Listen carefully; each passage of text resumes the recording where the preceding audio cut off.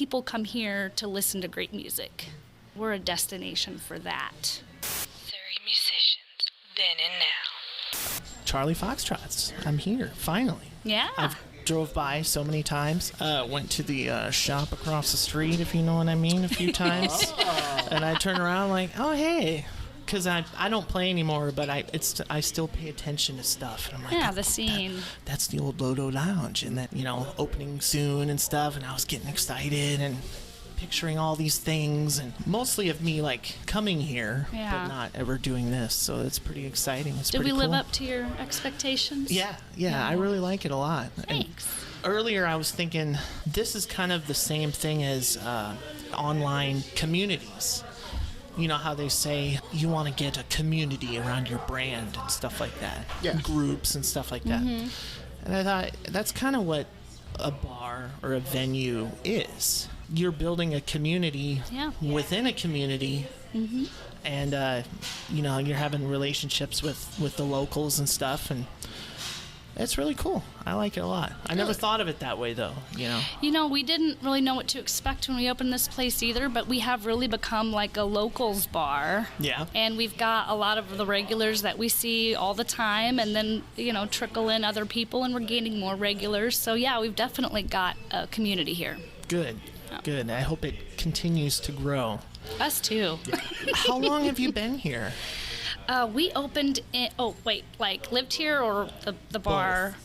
We moved here in April of 22, and then we bought the place in November, and then we opened in March. Wow.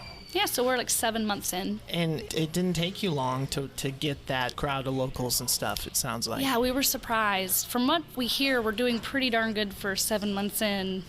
We have nothing to compare it to, but people say that we're growing pretty fast for being so new. So good. Is this your first time owning a business?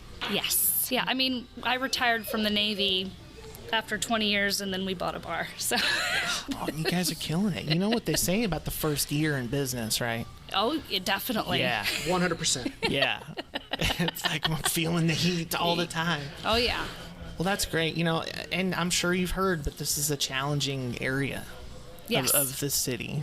Yeah. And so it's good that you're hanging in there and doing We're well. up for challenges. That's kind of my personality. That's why you married me. Oh, yeah, he's definitely a challenge. I've talked with some people on here about a specific genre of music that they play. We're flipping the script here with you guys, but it's almost like if there's no demand for what you're doing, you almost have to create it.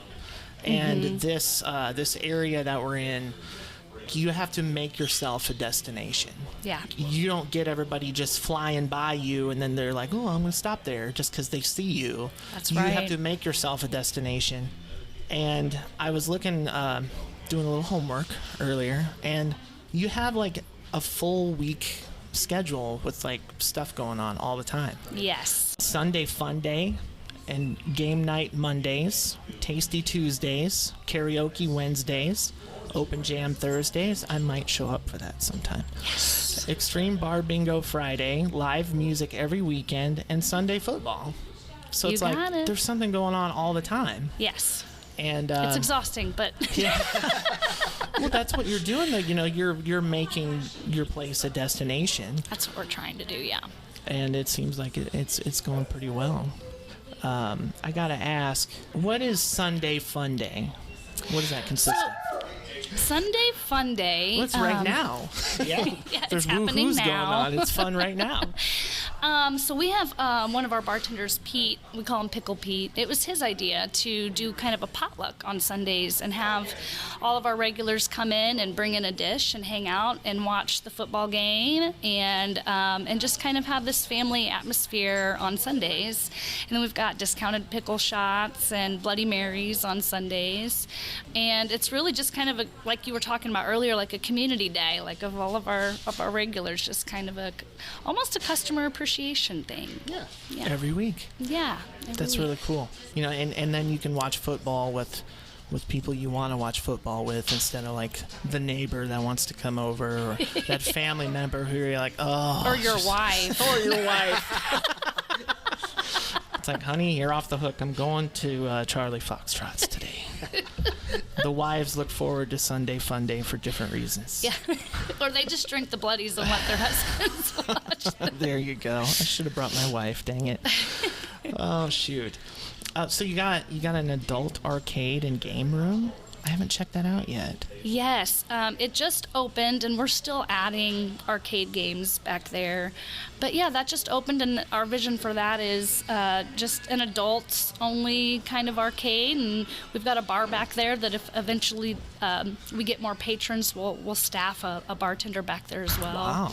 So that you can just come to the bar, get a drink, and play pinball. You know? That's awesome. So we're hoping to do like a grand opening of sorts for that soon to kind of get the word out, because the word really isn't out yet, so it's not real fruitful yet. Yeah. Hopefully You'll get there. Hopefully it will. Yeah, you can just add that into Sunday Fun Day or something, or Game Night Monday. That's probably the plan, I imagine, huh? That's a good idea. Now look, he's giving us business ideas. Maybe we give you like $10 in free play or something. Yeah, And I love games. that would be cool. That's an idea. Planning the business on the podcast. I like it. I'm here with Will and Bethany, and we're talking about Charlie Foxtrots. You got domestics, imports, local craft brews, and wines. Wines got my attention because a lot of bars just stick with the usual stuff, and I think that's really cool to have that as an option. Yeah, so the wine thing, it's another thing that really hasn't taken off quite yet, but we do the discounted flights on Tuesdays, and we're hoping to get people to try these locally made wines. We have actually quite a few wineries in the vicinity, and we're big on supporting your local businesses, and so we kind of want to have something for everyone. Yeah, that's great. I want to talk about something that you messaged me or you commented about on the Facebook, the band booking inquiry. Yeah, That I'm so is proud of that. Awesome. You should be. Seriously. Just the thought of go online and fill this out, and you can even like see the calendar with the dates and stuff. It's unbelievable to have something like that exists. I think people might have to copy that idea. I say go for it. It's been a great tool for us. Oh, yeah, definitely. Yeah. I mean, I think just the communicating back and forth with the bands or the band's booking agency, or because there's just a certain intro that they give you, kind of a canned intro that they copy and paste into like an email to every venue, and it's kind of vague. And I understand that because you want negotiation power. You don't want to come in hot and then get shot down, or I'm trying to pretend like I know what it is from the band's perspective, but I don't know why, but it always seems kind of vague. Yeah. And I like to be polite and respond to everyone, but it gets overwhelming in the sense that all the back and the forth and the back and the forth. So I thought we need to streamline this. Because if we know up front what genre they are, how many band members, what a 4-hour gig costs, and where they've played before, that gives us all the information up front to really know how much energy to put into the conversation. You know what I mean? Like, Yeah. we want to reach back to everyone, and we try, but it gives us a good baseline. Well said. You may or may not have noticed, but I asked a question the other day. I said, if you could ask a booker any question, what would it be? I don't know if you saw I that. did. Okay, all right. I didn't really word the question properly because sometimes you're not booking with the bar owner Right. and stuff. But I was asked, how are copyright fees handled? Do you all do anything with music license Yes. people? Tell me about that. So, as a bar that offers live music, you are required to get a music license to cover copyright. So if you have a Boo. cover band, that comes in and they play something that we're not licensed for, technically we're kind of breaking Stealing. copyright laws. However, there's a lot of gray area. For example, one of the rules is if you're under 3,000 square feet, you don't necessarily need a license. And then there's different types of music. So, for example, DJ is different than cover band, which is different than playing like a streaming service over your speakers, and they're all different little licenses. And then these big companies like BMI and CSAC, they sell you like a package. So you fill out a form, and you have to say, well, we have DJ, yes, we stream music, yes, we have live music, cover bands, original, and then they sell you this license, and it is ridiculously expensive. However, I also understand that creators deserve paid for their contribution. So it's kind of it's kind of one of those things where I'm like, it's a necessary evil. Like, because I think that, again, creators deserve that royalty. But then again, there's 4 different licensing agencies, and they all want you to buy their license. And if we did that, it would be $7,000 a year. Wow. So we went with one, which covers, we believe it to cover everything that our bands come in and play. It's Wow. tough, yeah. That was one of the things someone told us we needed when we opened, and I'm like, are you freaking kidding me? And Right. we looked into it, and we bought the license, and then I later found out we technically don't even have to have it because we're under the square footage. Have you ever seen somebody come in person from any of those places? No, but you know what? We get harassed by the other licensing agencies. Really? Legitimately, not exaggerating, harassed by them. From what I understand, and this is just me Googling it, so take that for what it's worth, the employees at these agencies get commission when they sell you the license, and so they hardcore try to threaten you and make it seem like you will be sued, and they will shut your doors down if they hear a song played that isn't under your license, and it's aggravating. And I bet a lot of people fall for the scare tactic. The scare tactic. Yeah. I really wonder how many bands are aware of this situation. I don't imagine there are many. Somebody says, can I see the list of bands that you currently work with, or what venues do you book for? So that's an example of me not wording the question properly. So having that online inquiry form gives us a full database of anyone that's ever reached out that wanted to play here, and that stays there. And Even so, if they didn't play here? even if they didn't play here. Really? So it's really cool, and I can mark on our website, I can categorize them like played, or I can categorize them by how much they cost, or I can categorize them by, don't book again. Or whatever. Oh, no. So actually would have a comprehensive list of bands that we work with, but we've only repeat booked 2 or 3 bands. Yeah, I was going to say three or four. Huh. Yeah, 2 or 3 bands have played here more than once, because we've really tried to give people a variety and kind of, especially in our first year, learn which bands bring the crowd, which bands get the crowd pumped up, and which bands get them to stay, and which bands don't. That's why I don't play anymore. I was in the don't part of that conversation. Oh, no. So that's public knowledge then? They could see who has tried to play here? Or? No, but Okay. I could But give you could someone see that. that. Yeah, I Okay. could. Yeah, if someone asked for it, I could be like, oh yeah, here's a list of everyone that's played, and I could maybe black out the cost or whatever. I mean, personally, I don't really see the benefit in knowing that. oh yeah, but- no, we probably wouldn't. I'm just saying we Yeah. have the capability. Because I just went on there and I saw, Bob Ice Band and stuff like that. Yeah. And, I mean, you could see who is playing and who is Just go to our booked and stuff. Facebook and Right, events right, yeah. history, and you'll see. So I don't know about that question, but what kind of opportunities are there for a band who only performs original material with no covers? That is such a wonderful question. Have you experienced that at all? Have you tried that out? No, we haven't had anyone. We haven't had any. We've only had one original.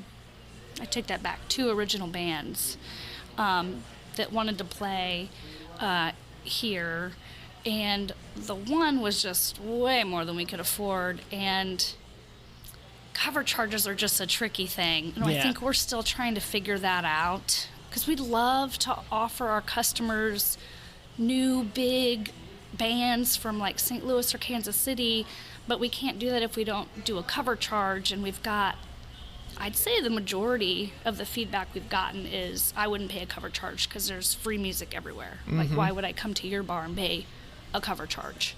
Well, if we're offering you a higher quality band or a better experience, but I don't think a lot of people can look past that $5 for some reason. And to me, it's $5. But to some people, it's just a principle thing. It's like, no, I'm not paying to come into your establishment. So that's been hard. We want to bring in more original bands. We really do. But two things. One, the whole cover charge. And two, we're still new enough that we kind of max out on revenue in any given night. We can't commit to paying a band more than we typically make in a night, no matter how much we would love to. And those bands are totally worth what they're asking. It's just simply a budget thing. You know, and that's hard to tell people, like, hey, man, I listen to your YouTube, I've listened to your Spotify, I love your sound. I wish we could afford you, but we just can't. Right. You know, and that's tough. That's really tough. You got to just do what you can to remain in business. Yeah. And especially early on, I mean, you know, some stuff could probably come down the line or something, but in regards to the cover charge, from what I've heard, it's better to err on the side of caution with that. Yeah. As a former musician and as a patron. Yeah. You know, it's really kind of... It's really complicating, kind of like you said, but it's just like a barrier in a way to get in and experience that.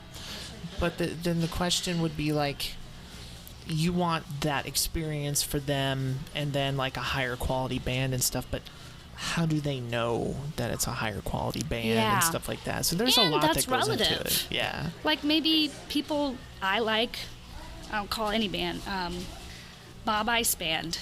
They play all around the lake. They have a huge following. They're a great band. And some people would prefer to have a familiar band that they know and love than a new band and they don't even know if they're going to like them or not and pay for that experience. Yeah. So I kind of understand it. Sadly, I think if somebody got burned by the cover charge and they didn't feel like they got the value back out of it, they might not come back. Yeah, right. And that's the risk you run. And so our initial going into it was, we're not going to charge a cover because we don't want the reputation that, well, don't go to Charlie's because they're going to charge you a cover. Yeah. And so we wanted to get well and established, and if we ever down the line decide to bring a big band in and charge a cover, we will give people notice. We will let people know that night if you show up, you will pay a cover. You know what I mean? That way they're not surprised at the door. Ooh, yeah. Because I've actually been there when I was young in my 20s and broke, and I wanted to go in a place, and I could probably only afford a couple drinks, but then there was a cover charge, and I'm like, well, shit, I can't pay the cover and drink. Right. So I gotta go to the next bar.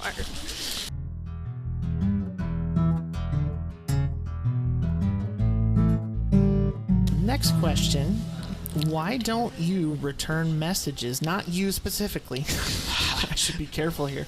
Why don't someone, Booker, return messages or go see bands that invite you to gigs to see if you would be interested in booking them when invited by the band? And if I could just answer that before you do, because I'm probably sure of what you're going to say. Sure. Let's see if you got it right. If you're booking with an owner, there's no way the owner has time to go see bands play. Yeah, so I would say that's a fairly accurate statement. You know, there are acts that we've seen out there, I'd say kind of accidentally, that we're like, hey, you know, that'd be a cool, you know, group to see if we can get in here. But by and large, you know, just with the amount of things that we have going on here, and also, in our personal life, we have twin toddlers, you know, and I work a couple of jobs on the side. It's every day when we're done at the end of the day, it's like I've got no energy left to go out there. So it kind of helps to have these groups that have, you know, YouTube and Spotify out there, because it does give us a chance to hear what kind of sound they've got. Yeah, absolutely. I think the tough part too is going back to why we did the band inquiry form. It's overwhelming, the amount of bands that, because there's not that many places that book bands, right?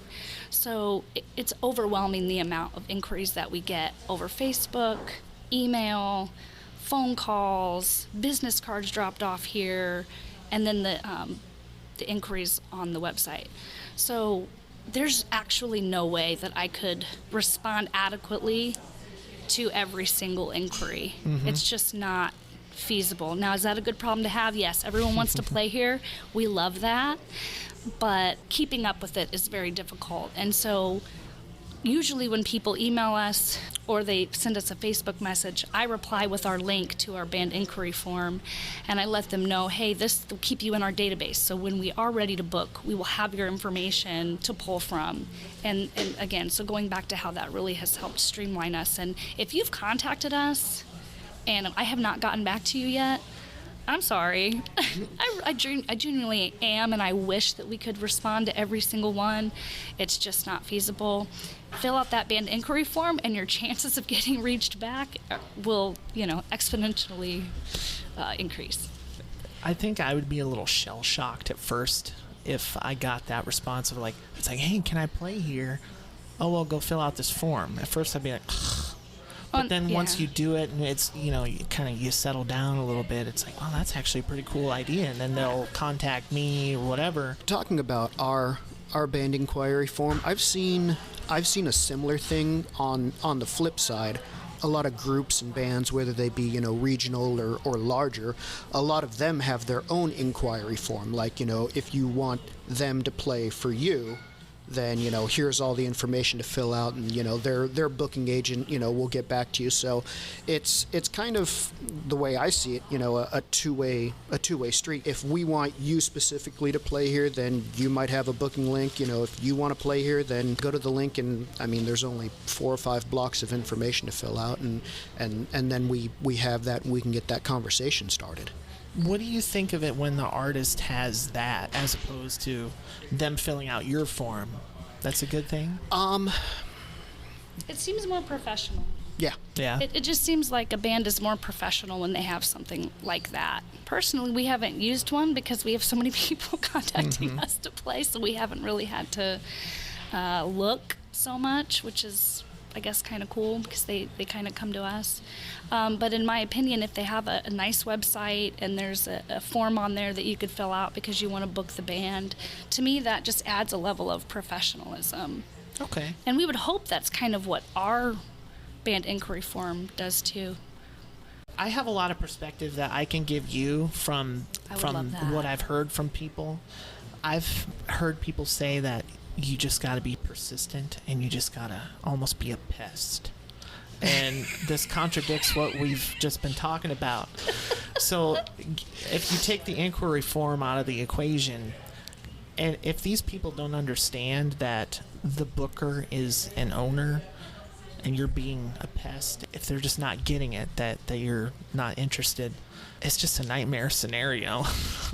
It is, especially if you're like Will and I, who are, I'd like to think we're kind-hearted people, so we like to be straightforward and professional, but not hurt anyone's feelings. And so it is hard when you get someone that's that persistent, that really wants to play at your venue.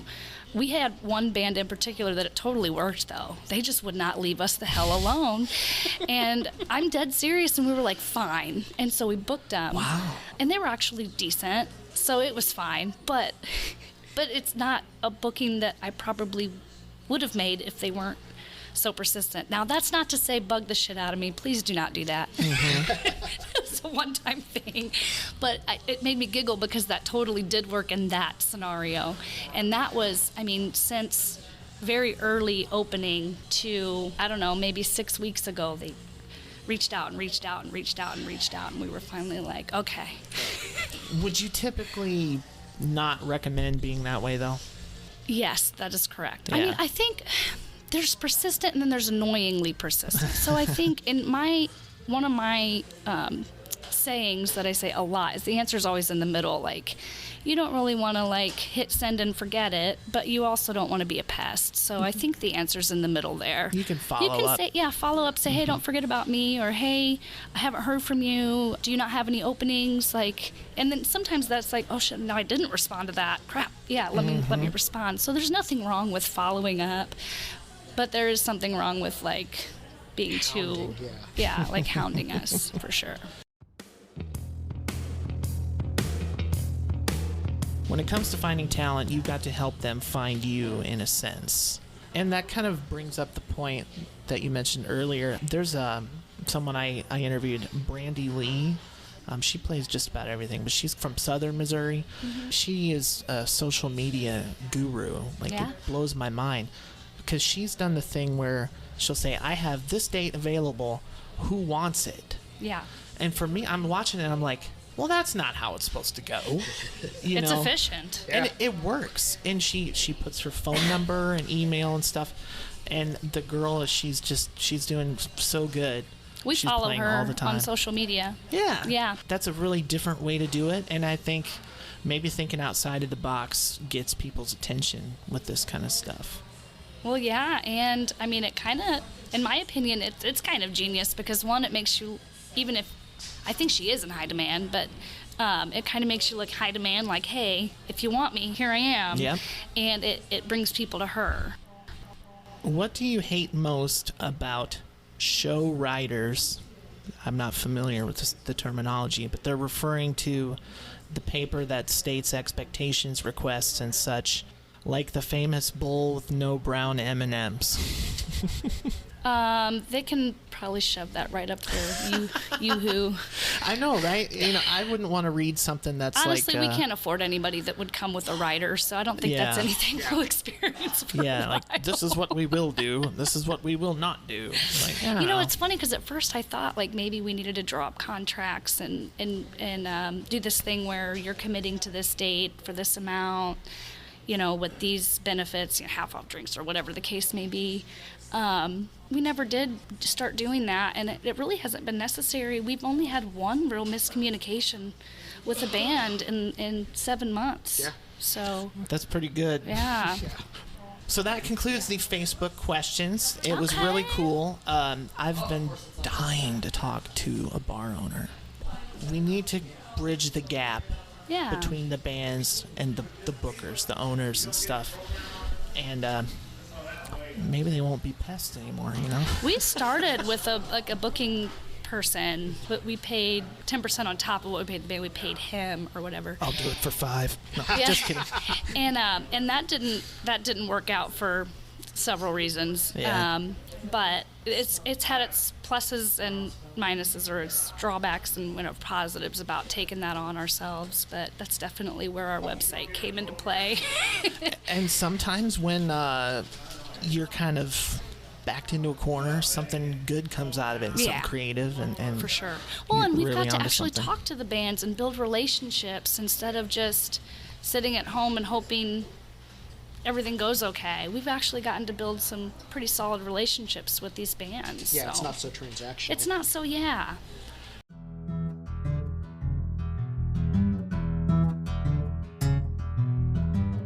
I want to know what sets you apart from all of the other bars and venues. Positive ways or negative ways? I'd probably lean towards positive. On the positive side, we have a big stage, a big, nice stage that has like the second platform for the drummer and the TVs behind it. And we are really a venue that is set up for music. So it's kind of our bread and butter. So when a band comes here, they have the PA system, the speakers, they have basically everything they need except monitors and their own instruments to kind of plug and play. So we've gotten a lot of positive feedback about that from the bands that usually they're kind of in a nook in a corner, kind of smushed together. I remember those days. And someone actually who told me, it was a band that just mentioned that a few days ago, they're like, oh man, normally we're just stuck in a corner and we're kind of a hindsight like thing. We're, especially if it's a restaurant bar, they got all the food going on and the band's just the foreground, or is that the right word? Background.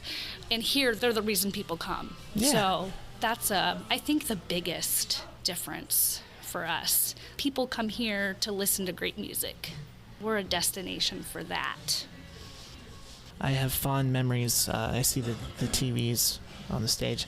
Fond memories of playing while the NBA finals are on the screen behind me. Yeah. I'm like, oh man, it's like they're cheering. It's like, yeah. Oh, it's not for us. Somebody just scored. My riff wasn't that great. Yeah.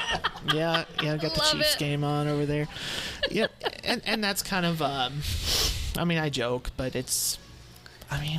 What do you do though? Do you put something on the TV behind the band? Oh, we don't. No, Yeah? no. We've had bands plug in their HDMI to put their logo behind Really? them. Yeah. No, we would never put a distraction from the band on the TVs on the stage. But we could definitely, they could put their logo, they could That's put so their cool. contact information, they could just put, really anything that adds to, what they're going for.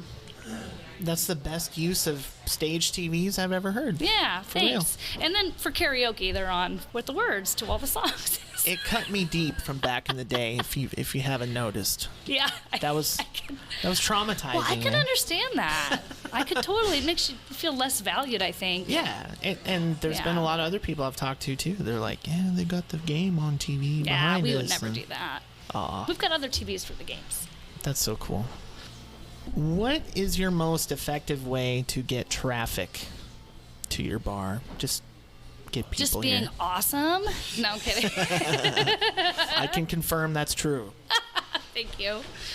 Okay, number one is freaking social media. Yeah. I mean, I get that all the time. Like, man, you are always on it, posting. So that's one thing. I'm pretty relentless with getting our name out there on Facebook. I think that's how you found. No, you said you drove by us and heard about us, but I visited a neighboring business. We'll put it that oh way. yeah, there's 3 great neighboring businesses over there.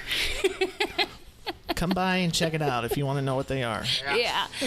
Oh, that's too funny. You made me lose my train of thought. Well, hey, your schedule Social media.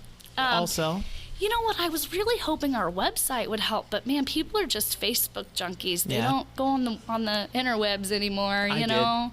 Thank you, because I worked so hard on our website. Like. You did the website yourselves too? Oh yeah, the website is complete. He built it. Can you do and one then for me? Yes, and I upkeep it, and it's a lot of work. Wow. And I don't know that people really ever, because they either Google it and just go to our Google profile, or they go to our Facebook. So really, the biggest asset with our website is that band booking inquiry, and because it gives the bands our schedule vacancies. So you can go click on there and be like, click on a month, and it'll say vacant, need a band this day, and then you can request that specific day. And so all the work I do on that is probably the only fruitful thing for the whole thing. Go to our website, people. Charlie Foxtrots, LOZ.com. There you go. That was great. I should record like a promo of that. And That's what he says. He has a voice for Oh, radio. I can get my performance voice. Go visit Charlie Foxtrots, LOZ.com. The hottest new bar at the lake. Your destination for live music. nice. I love it. High five. You guys are great. Hey everybody, it's Jordan. I just wanted to invite you to check us out on Facebook. Like, follow, drop me a message. I just want to hear from you, so let's talk. I hope to talk to you soon. Tell me about the best/busiest night you've had with the band. I think, well, yeah, our grand opening for sure was, we're never going to make that kind of money again in the night. We were on such a high, and then ever since then, we're like, where did people... Chasing it again. Aww. Oh my gosh, why am I not I should remember who that band was. Oh, it was Blue Collar Kings. Blue Collar Kings. So, but they're a great band, but I think that was just the grand opening thing that got us the most revenue. I think One More Shot, which is the band that played last night, so far brings the biggest crowd. Marginally though, we have probably two other bands that bring pretty damn good crowds too. But I would say, and Bob Ice, yeah. But I would say probably the one that makes us the most money is One More Shot. That's good. That's good. They have a great following here, and they have great followers. They're a fun group of people. I think that's important for bands to consider. If you don't have a following, or if you have a small following, maybe you should pay closer attention to where you're trying to play, you know? Yep. I'm glad you brought that up, because that was something I definitely wanted to hit on in this interview, because you might be this amazing band and you have a great following in St. Louis, or you have a great following in Kansas City, or even Springfield, but those people are not going to come to the lake to show up to your gig. And so if the lake isn't familiar with you, you're not going to bring a crowd to our venue. Now, our regular crowd will love you and, you know, welcome you with open arms. But as far as, you know, the black and white of it and the revenue part, that's a great point. It's the numbers. We got to have, you know, and we book so far out, we kind of book in good faith that we're going to not be able to pay you. We've never not paid a band. We will always pay a band. But you're booking and hoping that the crowd that comes covers the band, because we've had 3 nights, I think, since we opened where we didn't make enough that night to even cover what we paid the band. And those are tough pills to swallow. Right. You know, and we always honor that, and we're going to pay you. But those are tough pills to swallow. Now, for sure. would you say that's a huge red flag and, like, I'm not going to book them again, or Absolutely give them not. a second And the chance? reason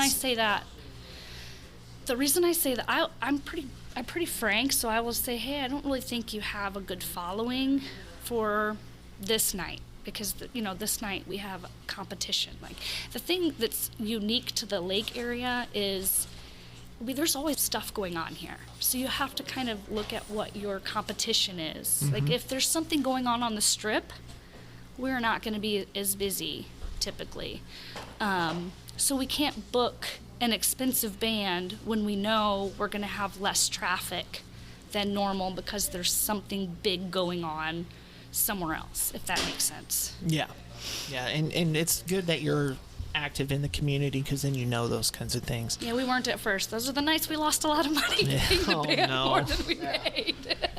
Lessons learned. Yep.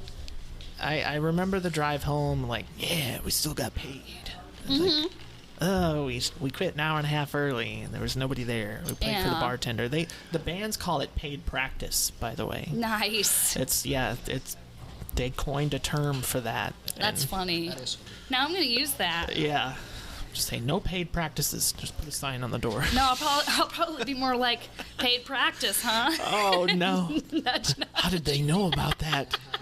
That was an insider information. The secret sentence. I love it. It's fun. You know, I'm trying not to, like, just spill all the beans on stuff, but no. Isn't that what you're trying to do, bridge the gap? I am. That's the point. I am. Yeah. You can't give away all the secrets, though. Talking about the paid practice thing, and going back to what Bethany was saying about, you know, knowing what's going on, it's such a weird calculus equation to know if you're going to have a good night. If it's during the summer and it's a beautiful day, you're probably not going to have a lot of people, because they're going to be on the lake or at the lake bars. If the weather's not great, you might be busy, but it can't be too bad, otherwise people aren't going to go out. It's this very, like, you know, narrow slot, at least as far as the weather, or if, you know, it's you know, It's annoying as hell. yeah, Magic Dragon car show, or, you know, hot summer nights. It's like, all right, you know, let's just kind of plan that things may not be as hopping that night. Yeah. There was a time when I had a paid practice, and we were kind of like, what's the deal? And the bartender was like, oh, you know, boat races are this weekend or Yep. something. Yep. It's Exactly. like, then why are we here? Like, but I mean, we didn't. I mean, I can say honestly, we didn't have a following, because a following means you have people that literally are gonna go where you go. Yep. You know, so it's like, do you really have a following? Are they gonna go where you go? But so I mean, we didn't have a following, but it's just kind of like, why are you booking us? But see, when I there's can boat answer that races? question, because we say we have live music every Saturday night. So we have to have live music every Saturday night. Mm-hmm. You know what I mean?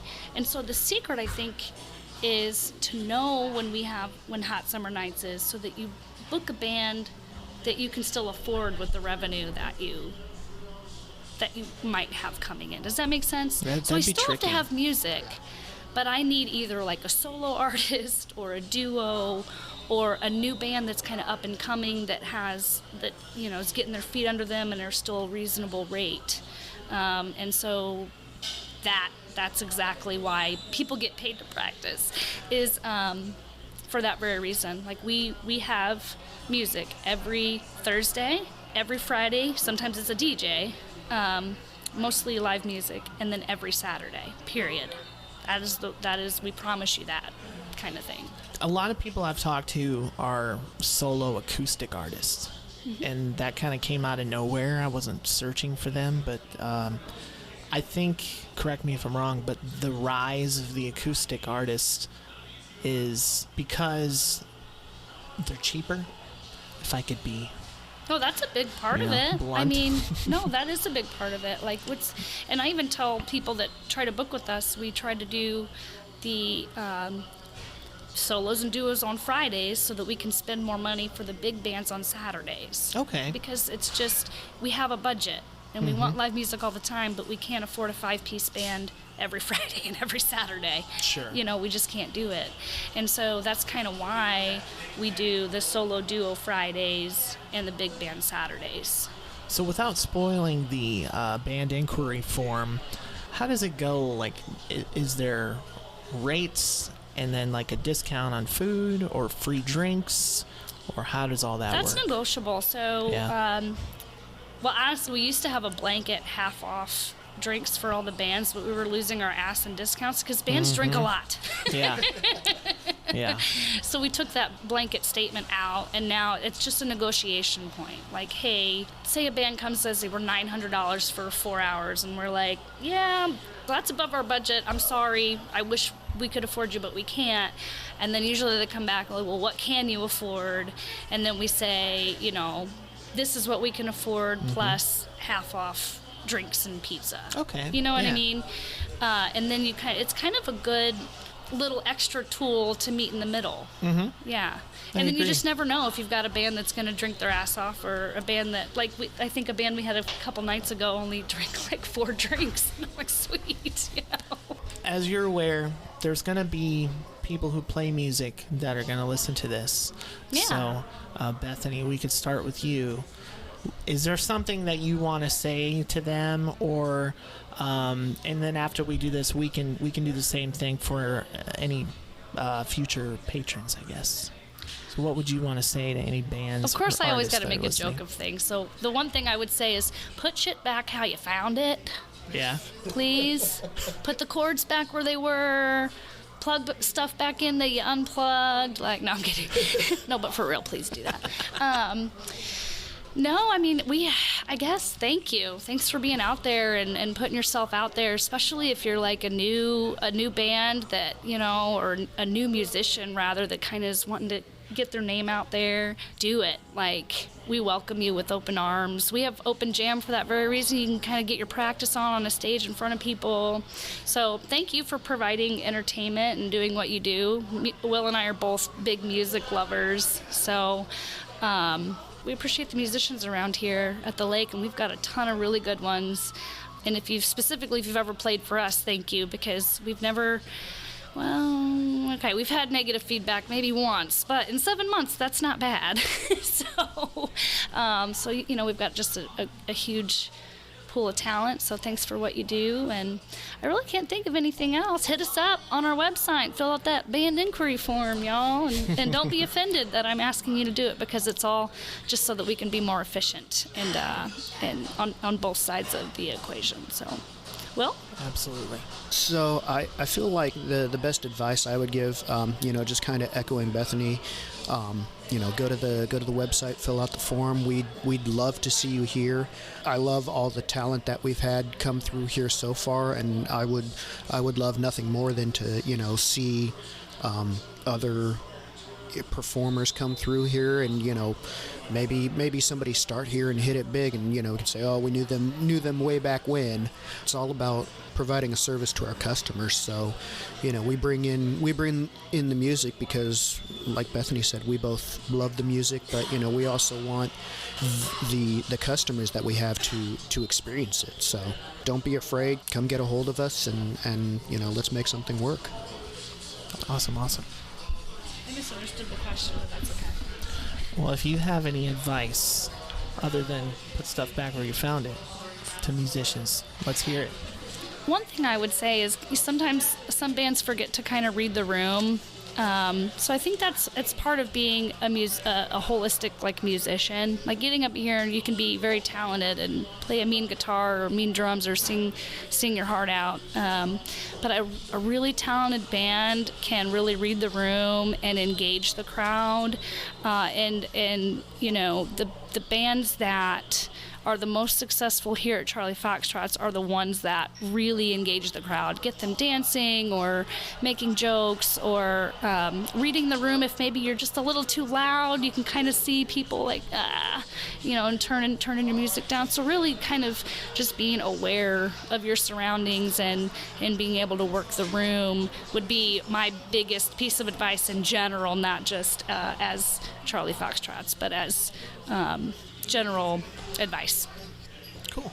What message would you have for any, I guess, current or future patrons of Charlie Foxtrots? Current, obviously, thank you for being our customer. We genuinely care about our customers, man. Like, I think that's another thing you asked earlier about that kind of sets us apart is we care about you and your feedback, and we want you to have a good time. And for future customers, come give us a try. I mean, I know you've got the whole drama of what happened here when it was Lodo. We're new owners. It's a kind of a different spot, but all the good things that Lodo had going on are kind of still here. We're carrying the torch with the live music thing, and they kind of provided a good base for us for that. But give us a chance, and we're worth the little drive across the bridge, I promise. And, hoorah, go Navy. Will, you got anything to add to that? So I think the biggest thing I would say for our current patrons is, just basically echoing Bethany. Thank you. Thank you for helping to create this community. Helping us grow, because without all of the wonderful people that come in, we wouldn't be a business. Will, Bethany, it's been a lot of fun, and let's talk again soon. Heck yeah. This was a blast. Thank you for your time, and take care. You too. You too. Thanks. Go visit CharlieFoxtrotsLOZ.com, the hottest new bar at the lake, your destination for live music.